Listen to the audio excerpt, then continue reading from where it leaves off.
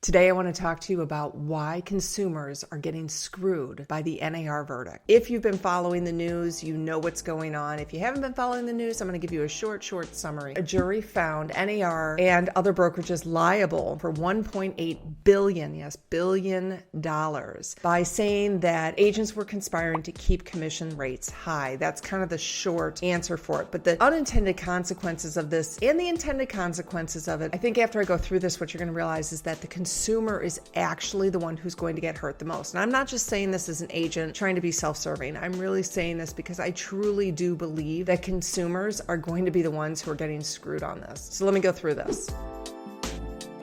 So when you look at the verdict that's happened, it's going to say, yes, obviously sellers are the big winners. And what the lawsuit was saying is that sellers were not aware that they were paying out a buyer broker to represent the buyers when they came to the house. That's just not true. I mean, I would find it very, very hard to believe that there are sellers out there who didn't realize that they were paying out on the commission from their proceeds to the buyer agent's brokerage. It's on a closing statement. Typically, it's in a contract. I know the contract that I use does say it and call it out very clearly. So basically what they're saying is that sellers are just stupid and they did not understand what they were doing, and therefore there should be this class action suit so everybody gets their money back. It doesn't make any sense. So sellers are going to be happier, you can say, because they're not going to be paying much money. Well, there are always unintended consequences for every single thing that happens. And the unintended consequences of this are that buyer agents will not work for free. They just won't work for free. So buyers are going to have to pay their agents in order for their agents to bring them to the house and to negotiate the deal. And you're going to say, fine, that doesn't matter. Buyers don't need agents on the other side. We don't want to pay a buyer agent commission. Totally fine. But if buyer agents are not getting paid, realistically, they're not going to show the house. I mean, they're not going to work for free. They're not going to represent buyers for free. So you say, well, then the buyers just have to pay for the commission on the buyer agent. And probably many of you have been on the buying or the selling side, and you know that a buyer isn't necessarily going to pay out that money, and they're not going to pay out that money because it is above and beyond what their down payment is, what their mortgage payment is. They cannot roll that into the mortgage. So where are they going to come up with the additional money to pay their agent? It could be $5,000, $10,000, $20,000, who knows, whatever that buyer agent negotiates with that buyer. Are they going to see value in paying out on top of their down payment to their buyer agent? I don't know. It's going to be a very, very tough sell. And that's where good agents are going to actually succeed in this industry, and new agents or agents that are not as experienced or as good are going to drop out of the industry. Now, for agents who are selling and who are good, this is actually probably a win because there's going to be less competition in our industry with agents. But let's get back to the sellers and the buyers. So the sellers are saying, hey, I get to save money because I don't have to pay out a buyer broker. The real issue is that they may not have as much competition for their house. So maybe then the sellers are actually reducing the price of their house in order to compensate for the fact that they are not having as much competition for their home. I don't know. Is that a win for them? Maybe. I would say in this whole grand scheme of things, the sellers, you could say, are the winners of this. But again, the unintended consequences are pretty big. So now let's go to the buyers.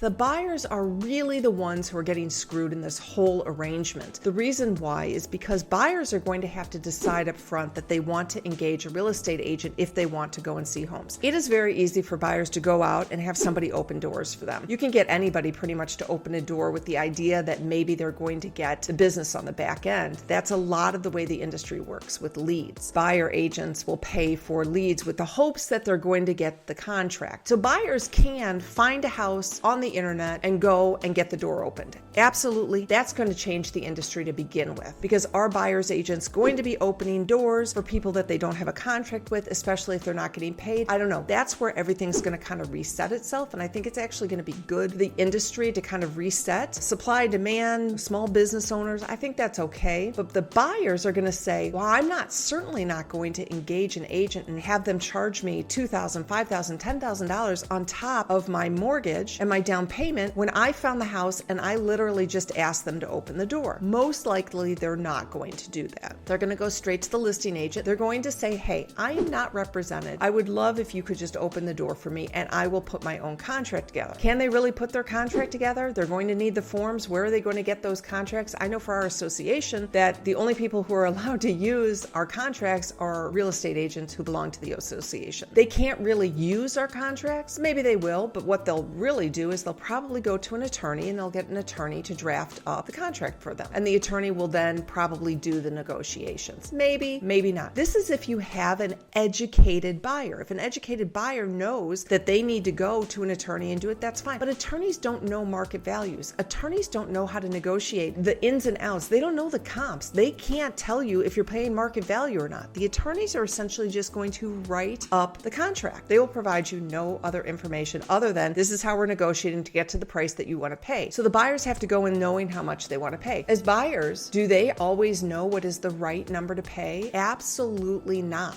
And this is where a buyer agent really does provide value. Again, not being self-serving, because there have been many buyers who just pay what they want for the house, no matter if the comps are out there or not. But when you get people who are going into an area that they don't really know, and they haven't seen the comps, and they haven't been in the houses, and they're not talking to the agents, they're not boots on the ground, they do not know. And I've seen it hundreds, thousands of times I have seen this happen, where buyers truly do not know the value of the home that they're buying, and they do end up overpaying. A lot of people end up overpaying. I find most of the people end up overpaying who go directly to the listing agent and think they're getting a deal, because then they say, oh, the seller doesn't have to pay out the buyer agent commission, and so then we reduce the price of the house. It doesn't really work like that. So the buyers are really the ones who are going to be facing the brunt of issues with this. So let's say they do go to the listing agent, they write up the contract, well, now the inspection happens, and they don't have anybody really negotiating for them on the inspection. They have no idea. They have nobody to ask. Again, are buyers going to be able to pay out of pocket $5,000, $10,000, $20,000 to have them negotiate an inspection? I don't know. We're not quite there yet. But what is going to happen is that the buyers just aren't going to know what to do. And they don't necessarily have the additional money. The people who do have the additional money are the affluent. The affluent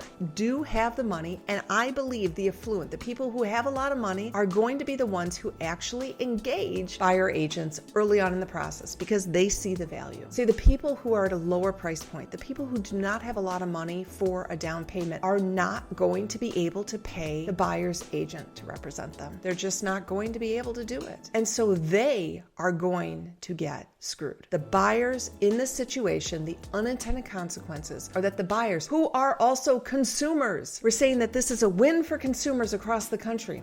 It's not. The buyers are going to be the ones who are hurt, especially the low income buyers. And those are the ones who need the most help. But people are not going to work for free. Now, the agents, you can say, well, this is terrible for the real estate agents in the industry. Again, I'm not really concerned about that because I do think it's all going to work out in the end. I do think supply, demand, I think small business in this country, that's the way it should be. It's all going to work out for the agents. We're going to figure it out. I'm not a sky is falling type of person in my industry. I'm not trying to say that you can't buy a house without us. You can't sell a house without us, because that's just not true. You can. It just doesn't mean that you're necessarily getting the right advice, the right input, the right guidance. Do you know if you're capitalizing the amount that you're listing the house for, that you're buying the house for? No, we do this day in and day out. There's just no way somebody who is not a real estate agent understands the intricacies of this market. Again, with this being said, buyers and sellers can do this on their own, but you're eliminating people who can guide and consult you. And so for buyers, I am worried. I am very worried about the low income buyers in this situation because they are not going to be represented. When they go to that listing agent, they have no idea if they're overpaying for that house or not. Agents will go in and say, you know, this is a red flag there. I've walked into so many houses where I'll say, that house has a foundation problem. I don't like this. There's a red flag here. And I'm telling them, and I'm helping my clients by making sure they don't pay too much, and they don't put in too much, and they see the whole landscape of buying a home. So again, it's these low income buyers that are going to have a problem getting a home. And we are in a situation right now with a huge lack of inventory. And there is just not a lot of opportunities for these buyers who don't have as much money to get these homes. They cannot write out the mortgage contingency in a contract. And so they're already at a disadvantage because they're coming in with lower types of offers. So they think that they are going to go directly to the sellers and they will get a lower price. They might, but I will tell you, sellers are not always in it for the low price. It might be a quick closing. It might be the strength of a buyer. It might be closing date. There are a lot of reasons why a seller chooses to go with a certain offer. So while we don't know everything that's going to happen right now, we're not quite sure exactly what's going to happen in the future. What I can say is I really do believe that the buyers are going to get hurt because they are not able to roll that additional buyer agent commission into their mortgage at this moment. Now, there are some ways that this can work. If the buyer's agent has a contract with the buyer and says, we are going to write into the contract that the buyer will credit you the amount for the commission, that can work. And it can legally be done with most mortgages up to about 3%. So it can be written into that contract. But again, then the seller is paying the commission, right? Because that's what the credit is for. So who does this serve? The consumer? Maybe, maybe not. I mean, I want people to talk about this. Think about it. Just because you can say, hey, it's great, agents aren't going to make as much money, there are unintended consequences. And I really believe that those unintended consequences are going to hit the buyers the hardest. And that's really why I believe that this lawsuit is setting up the consumers to get screwed. Truly, I do. Okay, so there's going to be a lot more information about this coming out, and I really want to be honest and authentic and real with you and talk to you about what I see in this industry. If you like this and you're all the way here to the end, make sure that you go down and like and subscribe to my channel. I don't want you to miss what's coming out, and I want to have an engagement and a conversation with you. Please feel free. My text number is right below down there. I want you to shoot me a text, send me an email, reach out to me. Let's talk about this. This is going to drastically affect the real estate industry. It's going to affect millions and millions of people, small business owners in this country. And I want you to be informed. I want to talk to you about it. I want to hear what you guys have to say. Thanks for watching. See you next time.